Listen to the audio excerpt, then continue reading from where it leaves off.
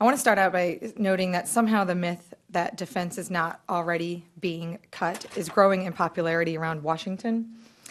Just this morning, an op-ed in Politico said, quote, Gates fakes cuts, comma, drives spending, end quote. So I'm here to set the record straight and give you an overview of what's actually been happening with the defense budget. Last year, as part of the 2010 fiscal year defense budget, the Secretary of Defense, the Obama administration, and Congress cut so many programs within the defense budget that their total lifetime amount was over $330 billion. Programs that basically would have cost that amount, $330 billion, if seen through to completion. Let me go over some of these defense cuts in last year's budget. The Air Force Combat Search and Rescue Helicopter, the F-22 fifth-generation fighter, the Army's Future Combat Systems, primarily a ground vehicle program, the Multiple Kill Vehicle for Missile Defense programs, the Next Generation Bomber for the Air Force, the VH-71 Presidential Helicopter, the Air Force's Transformational Satellite Program, the Airborne Laser, the second one, extending the construction of a carrier by an extra year from 4 to 5, reducing the number of ground-based missile defense interceptors from 44 to 30, and delaying the Navy's next-generation cruiser, known as the CGX, indefinitely. That was last year. What's happening with this year's defense budget, 2011? The cuts include ending production of the country's only wide-bodied cargo aircraft production line in existence, the C-17, the EPX manned airborne intelligence ISR aircraft, the canceling permanently the Navy's cruiser program, another satellite program that's too detailed to talk about, the expeditionary fighting vehicle program for the Marine Corps, and more.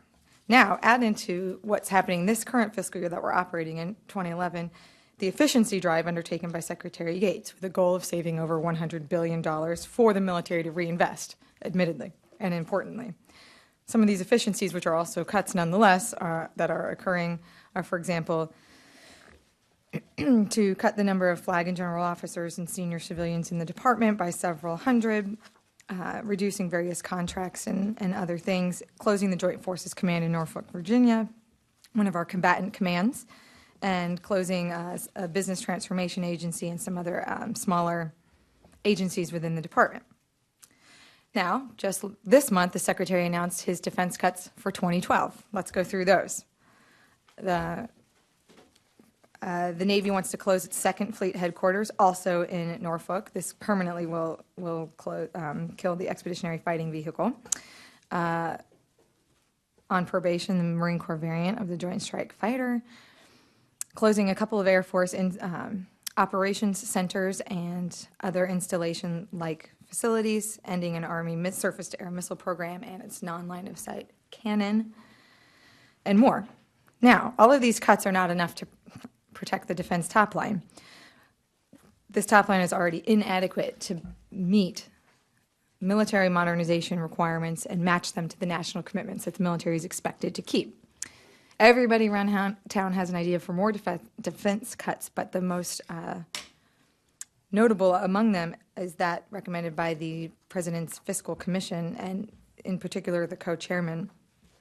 Basically, what they want to do for the defense budget is take the defense budget savings that I've outlined, the efficiency ones that Gates is seeking, and apply that to deficit reduction as opposed to reinvestment within the budget.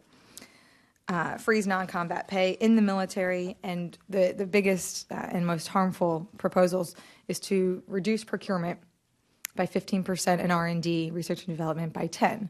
If you look at the defense budget, there's 4 major components: personnel, operations and maintenance, research and development, and procurement. So they basically want to cut half of the defense budget. You know, if you're looking at the 4 accounts, 2 comprise half of that by 15% and 10% respectively. Those, of course, are the accounts that buy all of the, trucks and vehicles and ships and planes that the military needs. And of course, as you've heard me walk through all of the cuts today, that's already where the cuts have been taken out of. So we're past muscle here. We're definitely into bone. They had some specific recommendations. I won't go through them unless you want to during Q&A about what to cut specifically. And then closing out now, we have members of Congress are piling on with their own individual bills for spending cuts, and most of them include defense. Yes, conservatives believe very strongly in accountability. We understand that there's money to be found and saved in defense. In fact, Heritage just put out a paper that shows about 70 to 90 billion dollars in savings within defense if you do things better, more smartly, more efficiently, et cetera. Unfortunately, there are not enough savings to be found within defense to fill the gap, the budget hole. The services modernization shortfalls are roughly $50 billion per year. That's excluding the cost of what we call reset. After the war in Iraq is, after all combat forces are out, it's presumably at the end of this year, and Afghanistan in particular. The Commandant of the Marine Corps, for example, spoke last year in his testimony in February and saying the Marine Corps' reset bill alone is $8 billion. They're the smallest service by far. The case for replenishing the defense budget is sound, but conservatives have to do a better job of explaining that to the American people. First, you have to explain why defense is different, why its budget doesn't have to be on the chopping block with domestic programs, because the Constitution says so. George Washington pushed for a constitutional convention because he saw firsthand how the Articles of Confederation failed the nation at war. We needed better coordination and funding mechanisms, and providing for a better defense became a major driving force behind approving the Constitution and a founding principle of our country. Second, conservatives have to explain, like I just did to you, what's happening to the defense budget already, and I have barely even scraped the surface of what's happening. What's driving America's fiscal crisis is not defense, whose base budget is less than 4% of our gross domestic product. Interest on the debt is set to actually outpace the actual size of the defense budget, estimates of ranging anywhere from 3.5 years from now to 5. I'd probably put it at the low end of 3. Obviously, the military and all volunteer force is very expensive to maintain. Services that are capital intensive, like the Navy and the Air Force, are very expensive to maintain. When you don't buy next generation stuff and you're living off the fruits of the Reagan buildup to this day, aging and older equipment is very expensive to maintain in their service lives and extend those service lives. The hard realities of national security it takes time, admittedly, to talk about it. The messaging is difficult because it's a nuanced position. You have to educate yourself on defense, or talk to others about that, and when explaining it. And the problem that I'm having is that too many members of Congress and too many conservatives are just running around Washington saying, how much defense can we cut? Policymakers must first ask what is required to defend the nation. It's very simple.